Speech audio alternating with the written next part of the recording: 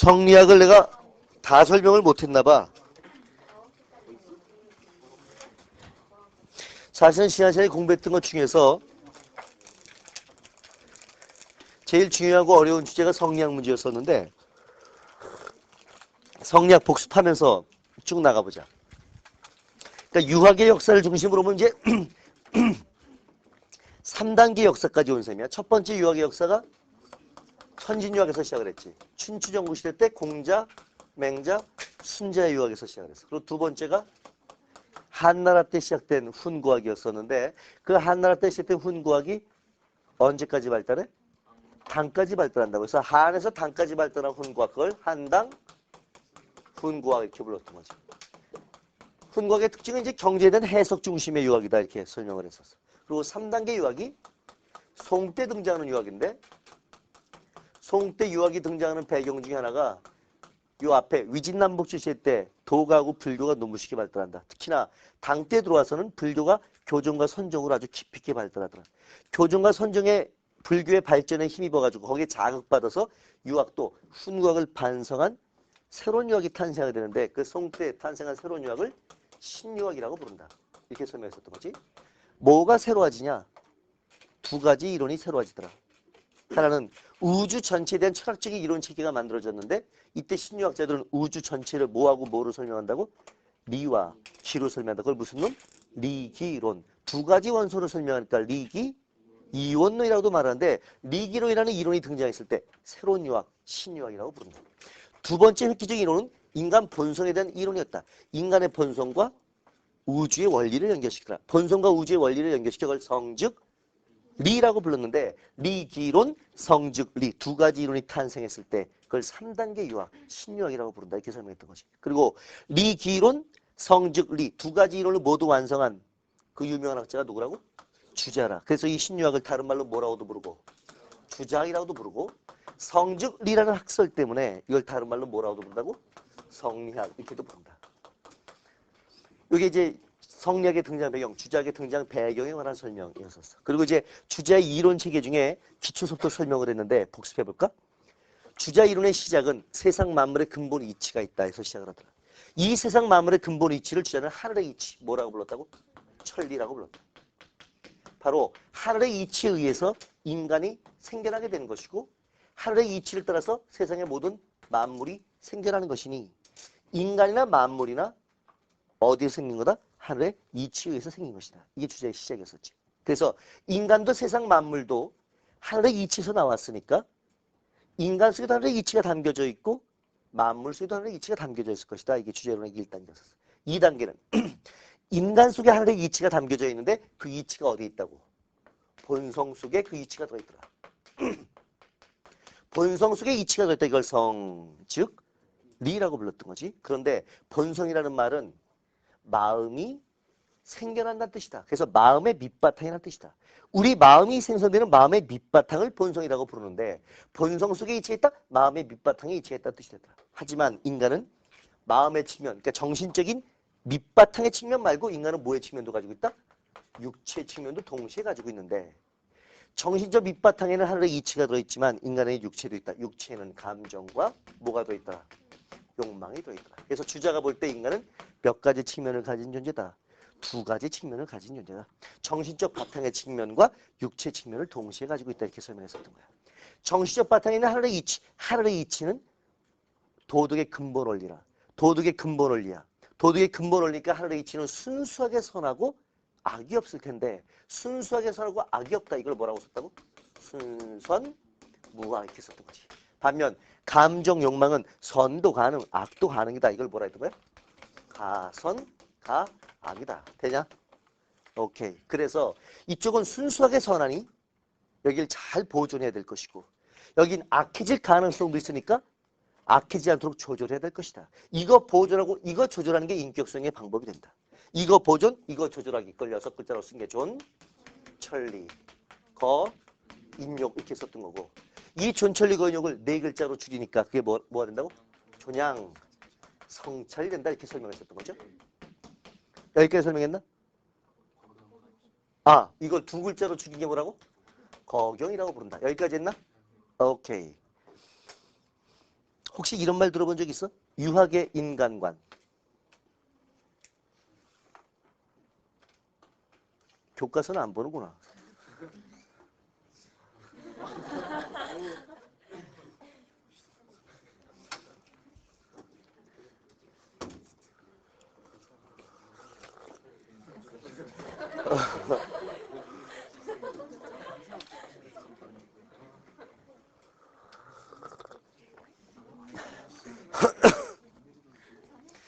이런 문장 들어본 적 있나 생각해봐. 유학이 인간을 바라볼 때 유학은 인간을 이렇게 바라보더라. 인간은 천의 깊음과 지혜 형상을 가장 완벽하게 부여받은 중간적 존재자이며 만물의 영재다. 이런 얘기 들어봤나?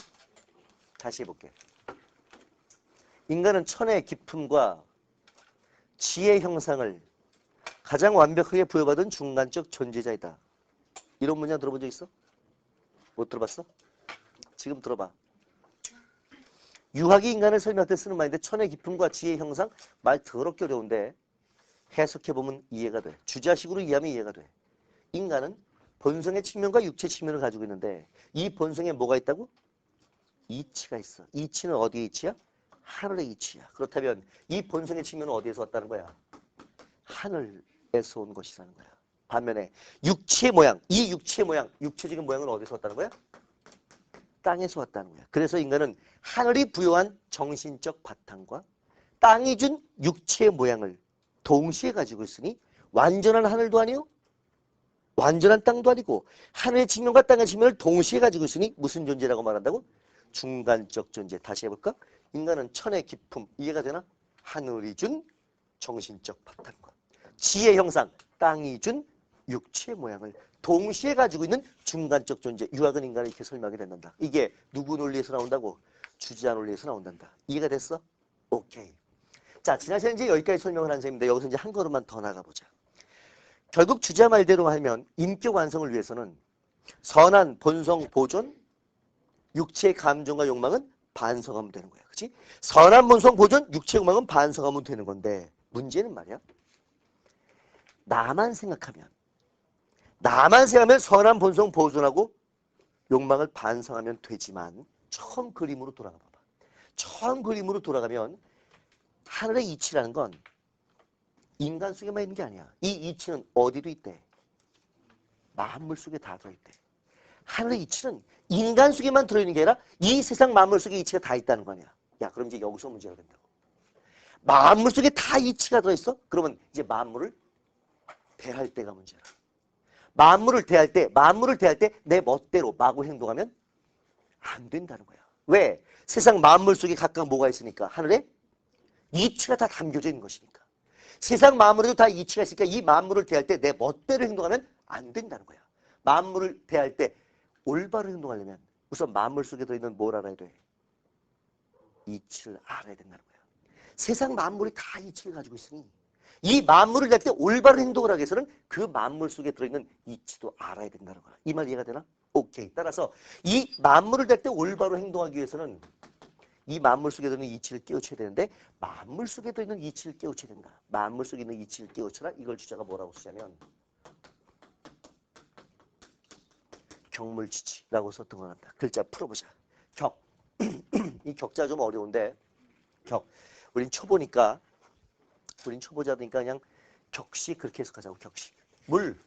만물이야. 격물. 만물의 격식을 치자는 끝까지 간다는 뜻이야. 다시. 치자 뜻이 뭐라고? 끝까지 간다는 뜻이야. 지는 알치자니까 어디까지 간다? 알 때까지 간다. 다시 해보자. 격물. 만물의 격식을 알 때까지 간다. 쉽게 말하면 만물의 격식을 깨우쳐야 된다. 이 만물 속에 있는 격식, 만물 속에 있는 이치를 깨우쳐야 된다. 만물에 있는 이치를 알아야 올바른 실천, 올바른 행동을 할 수 있을 것이라는 것 같다. 다시 한번 가보자. 나만 생각하면 선한 본성 보존, 욕망, 반성, 존양, 성찰, 존천리, 인욕이면 인격성이 되지만 문제는 내 속에 말고 어디에도 이치가 있더라? 만물 속에 다 이치가 있더라. 이 만물에 다 이치가 있으니 만물에 대해서 행동할 때 행동할 때 올바른 행동을 하려면 만물에 있는 이치를 깨우치는 게 필요하다. 이 만물에 있는 이치를 깨우치는 걸 주자 뭐라고 말하더라? 격물치지라고 말하더라. 되나? 격물치지가 돼야 이치를 알아야 올바른 행동할 수 있다는 거야. 뒤집어 보자.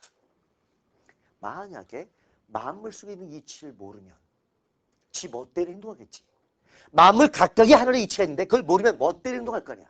이치도 모르고 멋대로 행동할 때, 만물의 이치를 모르고 지 멋대로 행동할 때 이걸 주자가 뭐라고 말하냐면 경거망동이라고 불렀던 거야.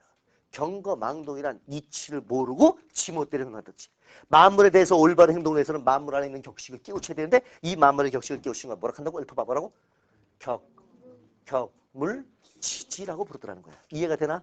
되나? 또 격물치지를 두 글자로 줄이면 이치를 궁극적으로 안다. 이치를 궁극적으로 안다. 이걸 두 글자로 줄인 게 뭐냐면 그게 궁이란다. 되나? 되냐? 여기까지 이해가 되냐? 자, 질문해보자. 설명을 들어보니 주자 말대로 하면 인격 수양의 방법은 몇 가지의 노력이 필요하다는 거야.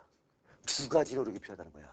하나는 나의 측면에서 네 글자로 존양, 성찰이 필요하고 만물의 측면에서는 경물, 치지가 필요하다는 거야. 이 존양, 성찰을 두 글자로 뭐라고 말하고?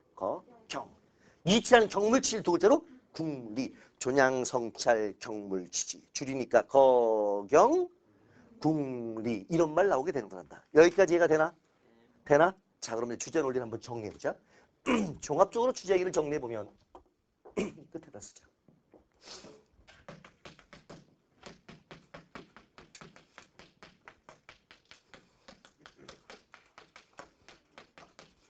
주제 인격 수행의 논리. 첫째, 주자 말대로 하면 인격 수행을 위해서는 몇 가지의 노력을 해야 된다.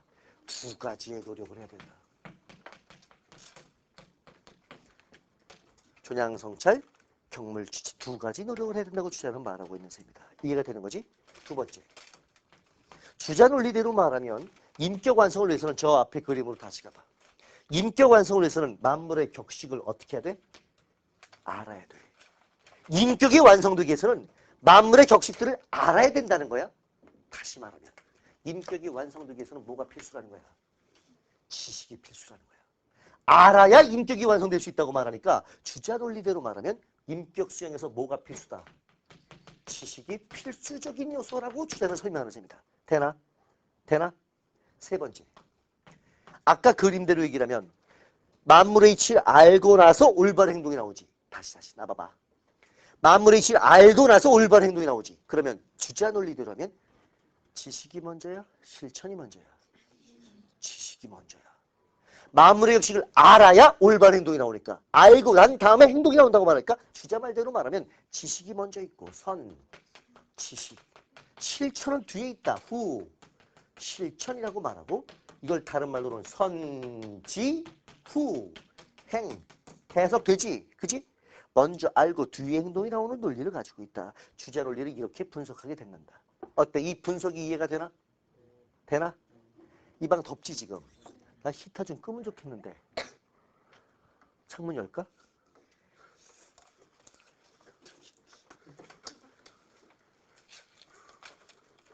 문 열게 돼 있나? 그 위에 봐봐. 그거로 안 되나? 되지? 오케이. 그 안 되면 그건 뒤에 거 그냥 두자.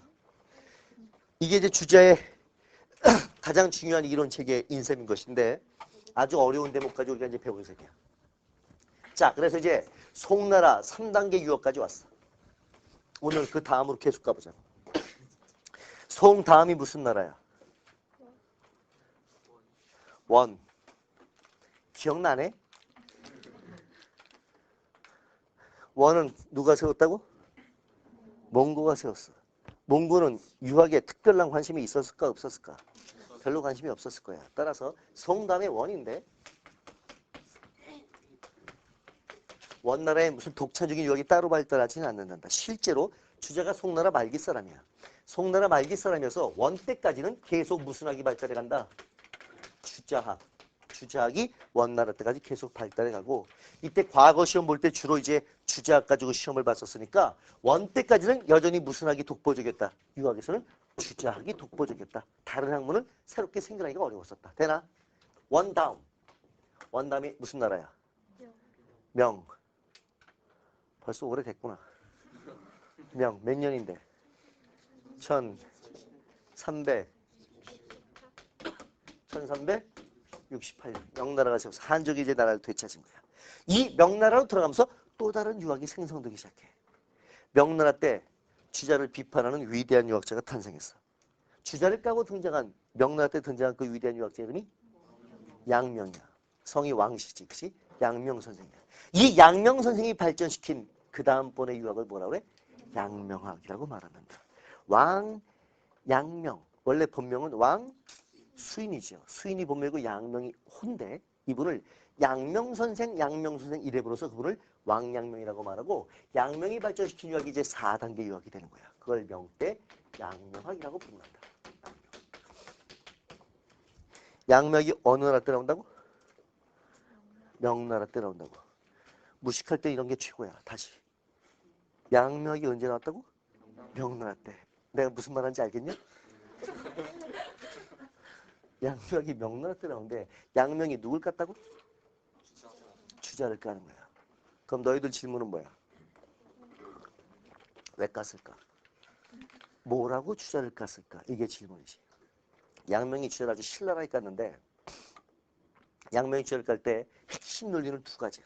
두 가지로 주자를 까는데 뭐라고 까는지 납득이 되나 들어봐. 첫 번째, 주자 말대로 하면 인격 완성을 위해서는 만물의 격식을 어떻게 해야 돼? 알아야 되잖아.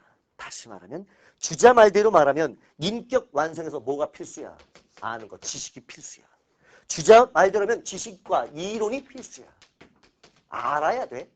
왕양명 아니라는 거야. 인격 수양의 핵심은 지식의 문제가 아니라는 거야. 인격 완성에서 가장 중요한 건 지식의 문제가 아니라 뭐의 문제다? 실천의 문제다라는 게 양명의 생각이야. 다시 한번 말해볼게. 주자라고 해서 실천을 무시했냐? 그건 아니지. 주자도 실천을 무시하는 건 아니지만 주자 말대로 하면 실천보다 앞서 있는 게 뭐야? 지식이라고. 따라서 주자 말대로 하면 뭐가 더 강조가 되는 경향이 있어? 지식과 이론이 강조가 되는 경향이 있는데 이게 필수로 강조하는 경향이 있는데 양명 틀렸다는 거야. 이걸 앞세워선 안 된다는 거야. 인격성에선 지식과 이론이 먼저가 아니라 뭐가 중요하다? 실천이 중요하다. 이게 양명의 생각이야. 되나? 여기까지 뭐 그럭저럭 이해해 줄 만할 것 같아. 그치? 주자는 지식을 앞세우지만 양명은 실천을 앞세운다. 그럭저럭 이해가 될 것 같아. 두 번째 양명이 주자를 깠는데 두 번째 깐 얘기가 결정적이야. 주자는 뭐라고 설명했냐면 본성 속에 하늘의 이치가 있다라고 설명했어. 본성의 이치가 있다. 이걸 성, 즉, 리. 이게 주자 이론의 핵심 중에 하나지. 그치? 성, 즉, 리라고 설명돼. 양명 저거 틀렸다는 거야. 성, 즉, 리. 성리학은 이름부터 쳤다는 거야. 성, 즉, 리가 틀렸다는 거야. 그리고 양명이 뭐라고 말하냐면 심, 즉, 리라고 말하는 거야. 본성의 이치가 있다. 저거 틀린 말이고 마음의 이치가 있는 거래. 야, 여기서부터 어려워져. 본성의 이치가 있는 건 틀린 거고 마음의 이치가 있는 거래. 도대체 본성은 뭐고 마음은 뭐야? 본성의 이치가 있다? 마음의 이치가 있다? 뭐가 다른 거야? 이게 사실 어려운데 실제로 어려워. 성즉 리하고 심즉 리를 비교하는 건 유학을 전공하는 친구들이 석사 논문 쓸 때 쓰는 주제야. 석사 논문 쓸 때 쓰는 주제니까 우리 수준에서 정말 우린 천박하지 않냐? 저거를 이해하기는 참 어려운데 그래도 저게 시험 문제도 나오고 수능에서도 물어보니까 최소한의 이해는 할 수 있어야 돼. 내가 가능한 한 쉽게 설명할 테니까 성즉 리, 심즉 리 차이점이 뭔지 끄떡끄떡하면서 한번 이해해봐봐. 성즉 리, 심즉 리. 성즉 리, 심즉 리. 들어봐라. 본성 속에 이치가 있다. 본성 속에 이치가 있다. 이 말이 적용이 될 때 이런 식으로 적용이 되는 거야. 나무 속에는 나무의 본성이 있어. 이 나무의 본성에는 하늘의 이치가 담겨진 거야. 말 이해가 되나? 풀 한 포기에도 풀의 본성이 있어. 그 속에 하늘의 이치가 담겨진 거야. 이끼는 이끼의 본성이 있어. 이끼의 본성에도 하늘의 이치가 담겨진 거야. 뱀은 뱀의 본성이 있어. 이 뱀의 본성에 뭐가 있어 하늘에? 이치가 담겨진 거야. 적용 방식이 이해가 되냐? 개는 개의 본성이 있지. 이 개의 본성에도 하늘에 이치가 담겨진 거야. 사람은 뭐의 본성이 있어? 사람의 본성이 있어. 이 사람의 본성에도 뭐가 있어 하늘에? 이치가 담겨진 거야. 성즉 리가 적용되는 방식이 이해가 되냐? 남자는 누구의 본성이 있어? 남자의 본성이 있어. 그 속에 하늘에 이치가 더 있는 거야. 여자는 여자의 본성이 있어. 그 속에 하늘에 이치가 담겨진 거야. 바로 이것 때문에 만들어진 단어가 뭔지 알아? 이 주자말 때문에 만들어진 단어가 남성, 여성이라는 단어란다. 남성, 그때 성자가 바로 이 성자 쓰는 거야. 남자의 본성을 지닌 존재라는 뜻이야. 여성, 그때 성자가 바로 이 성자. 여자의 본성을 지닌 존재라는 뜻이야. 더 가볼까? 귀족은 누구의 본성이 있어? 귀족의 본성이 있어. 그 속에 하늘에 이치가 있는 거야. 쌍놈은 쌍놈의 본성이 있지. 그 속에 하늘에 이치가 있는 거야. 노비는 노비의 본성이 있지. 그 속에 하늘에 이치가 있는 거야. 성즉 리 적용되는 방식이 이해가 돼? 돼? 그럼 그 다음에 2단계 적용을 해석해봐. 나무는 뭐다 와야 돼? 나무 다 와야 되는 거야. 나무 다 와야 뭐에 맞는 것이야? 하늘에 이치에 맞는 것이라고. 풀은 뭐 같아야 돼? 불 같아야 하늘에 이치에 맞는 것이야. 이해가 되냐? 뱀은 뭐 같이 살아야 돼? 뱀같이 살아야 하늘에 이치에 맞는 거야. 만약에 어떤 뱀이 뛰어다닌다고 생각해봐. 이건 뱀이 아닌 거야. 뱀은 뱀답게 살아야 하늘에 이치에 맞는 거야. 이해가 되나? 개는 뭐 같이 살아야 돼? 개같이 살아야 하늘에 이치에 맞는 거야. 그러니까 전에 어드바이스도 그 얘기 잠깐 했는데 내 친구가 애완견을 키우는데 요새 개들은 진짜 웃겨야. 개가 삐지더라고. 개가 삐져? 지가 사람이라고 착각을 하는 건데 얘는 개도 아닌 거야. 개는 개같이 살아야 뭐에 맞다고 하늘에 이치에 맞는 거야. 인간은 누구답게 살아야 돼? 인간답게 살아야 하늘에 이치에 맞는 거야. 적용이 이해가 되냐? 남자는 누구다워야 돼? 남자다워야 하늘에 이치에 맞는 거야. 남자가 말이야 소심하고 쫀쫀하고 이거 살아갈 수도 아닌 거야. 남자라면 남자답게 사는 게 하늘에 이치에 맞다. 여자는 여자답게 살아야 되는 거야. 여자가 목소리 크고 힘세고 얘도 여자도 아니야. 여자는 조신조신하게 남자 말에 순종하고 얌전하게 집에서 살림하고 살아야 그게 여자답게 살고 하늘에 이치에 맞다는 거야. 날 보고 역겨운 표정을 짓는 거냐 네가 지금? 이게 누구 말이라고? 이게 누구 말이라고? 하나 배우면 도로 깨우쳐봐. 너희가 국사 시간에 배우기를 고려와 조선을 비교하면 언제 여성의 지위가 더 낮아지냐? 조선 때 여성의 지위가 낮아지는 결정적인 논리가 바로 이 논리, 이 성리학의 논리였었던 것이란다. 귀족은 누구답게 살아야 돼? 귀족답게 살아야 돼. 3일을 굶어도 귀족답게 살아야 되는 거야. 쌍놈은 쌍놈답게 살아야 되는 거야. 노비는 노비답게 살아야 되는 거야. 노비가 맨날 책이나 보고 앉아있어. 얘는 노비도 아닌 거야. 노비는 노비답게 사는 게 하늘에 이치에 맞다는 거야. 감 잡혀? 누구나 이름과 분수에 맞게 살아야 된다는 거야. 이름과 분수에 맞게 살아야 된다. 세상 모든 것 속에 이름과 분수가 하늘의 이치로 정해져 있으니 이름과 분수에 맞게 살아라. 이걸 유식한 말로 뭐라고 말하냐면 이런 걸 유식한 말로 성리학적 명분론이라고 부른단다. 이 명자가 무슨 명자겠니? 이름 명자지. 분자는 무슨 분자겠냐? 분수 분자인 거야. 뭐와 뭐에 맞게 이름과 분수에 맞게 살아야 된다. 이게 성능의 결론이었던 거란다. 자, 그럼 여기까지 깨우쳐지나? 성즉 리, 저 논리대로 말하면 뭘 정당화시킬 때 효과적이야? 신분제도 정당화시킬 때 효과적인 거야. 귀족은 귀족다운 게 당연한 것이고 쌍놈은 쌍놈다운 게 당연한 것이고 노비는 노비다워야 당연하다고 말하니까 신분제도가 쉽게 정당화 되겠지? 저거 신분질서를 정당화시킬 때 아주 효과적인 논리라고 말할 수 있을 거야. 또 무슨 차별에도 효과적이야? 남녀 차별에도 이 논리가 효과적이야. 되나? 여기까지 이해가 되나? 저기까지 이해가 되고 난 다음에 여길 봐봐. 왕양명은 성증리가 아니라 뭐라고 말한다고? 힘증리래. 어디에 이치가 있대? 여기서 감이 팍 와야 돼. 어디에 이치가 있대? 차이가 느껴져? 안 느껴지지. 유홍준 선생님이 말씀하시길. 유홍준?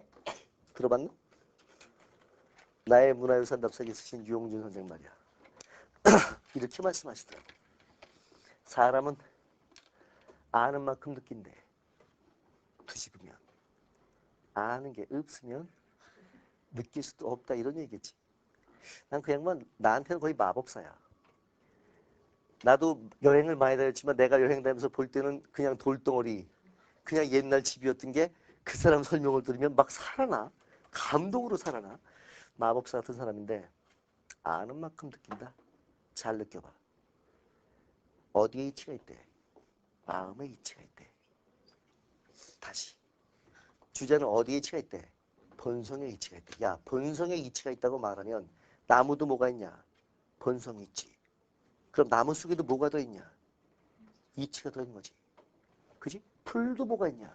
본성이 있지. 풀 속에도 뭐가 있냐? 할래? 이치가 있지. 뱀도 뭐가 있냐? 본성이 있지. 그럼 뱀에도 뭐가 있냐? 이치가 있지. 내 말 이해가 되냐? 개도 본성이 있지. 개 속에도 이치가 있잖아. 되나? 본성에 이치가 있다고 말하면 나무 속에도 이치가 있고 풀 속에도 이치가 있고 뱀 속에도 이치가 있고 개 속에도 이치가 있고 근데 마음에 이치가 있다고 말하면 나무가 마음이 있다고 말할 수는 없잖아. 풀이 마음이 있다고 말할 수는 없잖아. 마음은 누가 가지고 있는 거야? 인간이 가지고 있는 거야. 그럼 마음에 이치가 있다고 말하면 이치는 누구한테만 있게 돼? 인간에게만 있게 돼. 이게 첫 번째 차이야. 다시 말해볼게. 본성에 이치가 있다고 말하면 본성이라는 건 나무도 본성이 있고 풀도 본성이 있고 개도 본성이 있고 뱀도 본성이 있으니까 본성에 이치가 있다고 말하면 나무에게도 이치가 있고 풀에게도 이치가 있고 뱀한테도 이치가 있게 되고 세상 모든 것 속에 이치가 있다는 뜻이 돼. 되나? 그런데 마음에 이치가 있다고 말하면 마음은 누구만 가지고 있더라? 인간만 가지고 있더라. 그러면 마음에 이치가 있다. 이치는 누구한테만 있다는 뜻이야? 인간에게만 있다는 뜻이 돼. 내 말 이해가 돼? 아직도 안 돼? 돼? 돼? 이게 성정리와 심정리의 첫 번째 차이야. 뉘앙스의 차이가 성정리라고 말하면 만물 속에 다 이치가 있다는 뜻이 되는데 심정리라고 말하면 이치는 인간 속에만 있다는 뜻이 돼. 되겠냐? 됐다고 봐? 오케이? 두 번째 차이는 성정리라고 말하면 귀족은 귀족의 본성이 있고 쌍놈은 쌍놈의 본성이 있고 노비는 노비의 본성이 있고 말 되지. 귀족 본성, 쌍놈 본성, 노비 본성 인간이 구별돼요. 인간이 수직적으로 구별돼. 다시 말해볼게. 본성이라는 말을 쓰면 귀족 본성, 쌍놈 본성, 노비 본성 인간을 수직적으로 구별하기가 쉬워. 그런데 마음이라고 말해버리면 귀족 맘 따로 있고 쌍놈 맘 따로 있다 이렇게 말하기가 힘들어. 마음이라고 말하면 누구나 마음에 있는 것이잖아. 다시. 본성이라는 말은 말의 뉘앙스상 말이야. 귀족 본성, 쌍놈 본성, 노비 본성 인간을 수직적으로 구별하기가 쉬운데 마음이라고 말하면 귀족맘, 쌍놈맘, 노비맘 이렇게 말하기가 어려워. 누구나 마음을 가지고 있어. 잘 봐봐. 뉘앙스가 누구나 마음이 있어. 수직적이야, 수평적이야. 수평적이야. 다시.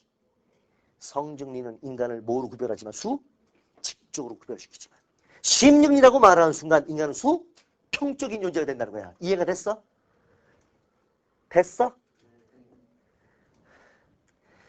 피곤하고 더우니까 졸리구나.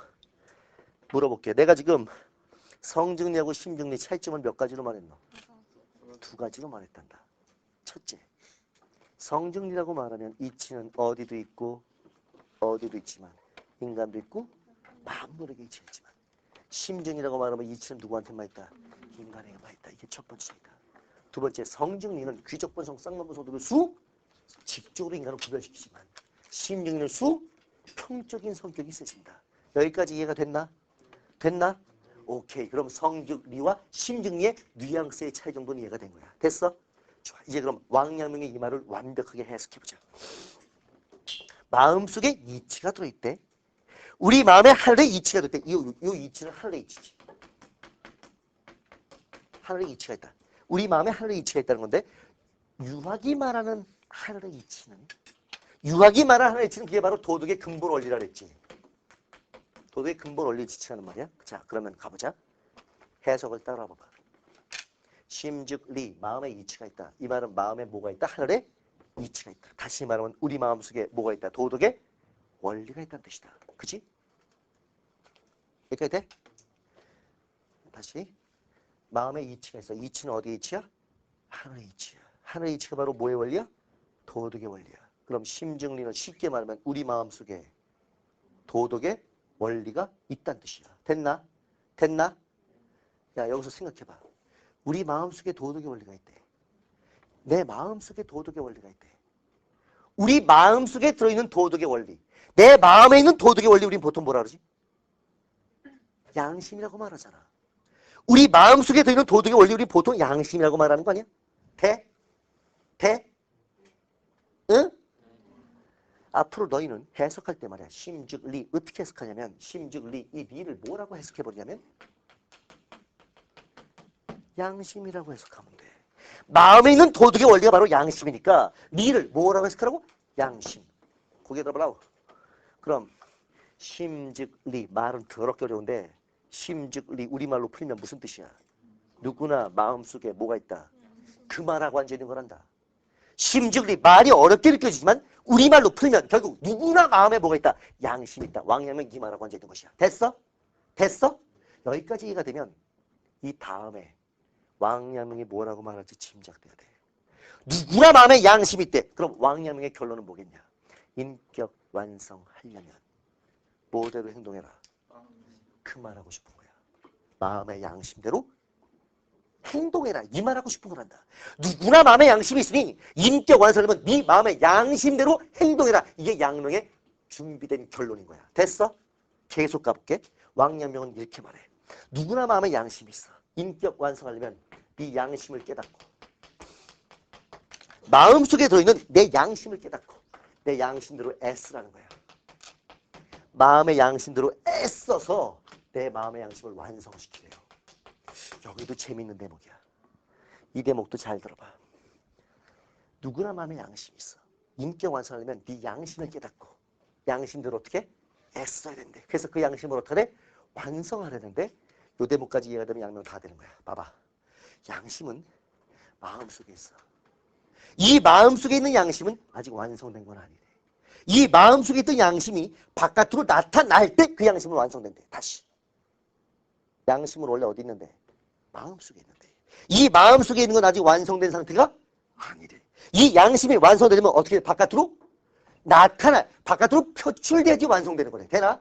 양심이 바깥으로 나타날 때 완성이 되는데 따져보라고. 양심이 바깥으로 나타나? 어떻게 하면 바깥으로 나타나? 행동할 때 바깥으로 표출될 거냐? 이 양심대로 행동할 때 바깥으로 묻어나올 거 아니야? 되나? 다시 말하면 양심을 뭐 하는 순간? 실천하는 순간. 그 양심은 바깥으로 표출될 것이요. 바깥으로 표출되면 그 양심이 어떻게 되는 거고? 완성되는 거라는 거야. 됐어? 됐어? 됐어? 그리고 바로 이 양심의 완성, 이것이 바로 뭐의 완성이냐면 그게 바로 인격의 완성인 것이다. 이게 양명의 생각이야. 쉽게 말하면 뭐대로 실천하면 인격 완성이야. 양심대로. 뭐하면? 실천하면. 그게 바로 뭐의 완성이다? 인격의 완성이다. 양명은 이 말하고 있는 거란다. 오케이인가? 여기까지 되나? 되나? 그런데 양명 선생께서는 이 양심이란 말을 양심이라고 안 쓰고 말이야. 지책에다가 양명이 쓴 유명한 책이 있어요. 전습록이라고 하는 유명한 책이 있는데 지책에다 책 이름은 외울 거 없어. 지책에다가 이 양심이라는 말을 왕양명이 뭐라고 써놨냐면 양심을 이렇게 써놨어. 양지라고 써놨어. 해석해보자. 양은 선량하다는 뜻이야. 지는 알짓자니까 선량함을 안다. 선이 뭔지 아는 것. 그게 바로 뭐야? 양심이니까. 양심을 지책에다가 뭐라고 썼다고? 양지라고. 다시 한번. 양심을 뭐라고 썼다고? 양지라고 썼어. 그리고 내 마음속의 양지를 깨달아서 밀고 나가는 거야. 마음의 양지를 바깥으로 밀고 나가는 거야. 마음의 양지를 끝까지 밀고 가. 다시. 양지를 끝까지 밀고 가. 끝까지 가는 게 한 글자로 뭐였어? 치가 끝까지 가는 걸 알지. 양지를 끝까지 밀고 가. 그걸 뭐라고 말할까?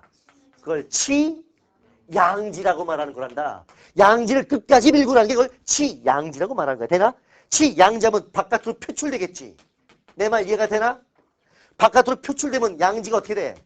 완성되겠지. 양지의 완성, 그것이 바로 뭐의 완성이다? 인격의 완성이라는 거야. 오케이? 오케이? 여기까지 다시 해볼게. 고개 들어봐. 고개 들어봐. 같이 해보자고. 기운 내봐. 왕양명이 누굴 깐다고? 주자를 깐다. 몇 가지로 깐 거야? 두 가지. 첫째, 주자 말대로 말하면 뭐가 필수인데?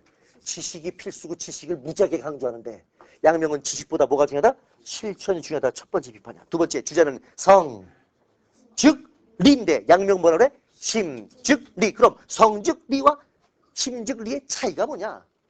성, 즉, 리대로 말하면 이치는 인간만 있는 게 아니라 만물 속에 다 있는데 심증리면 이치는 누구한테 있게 된다?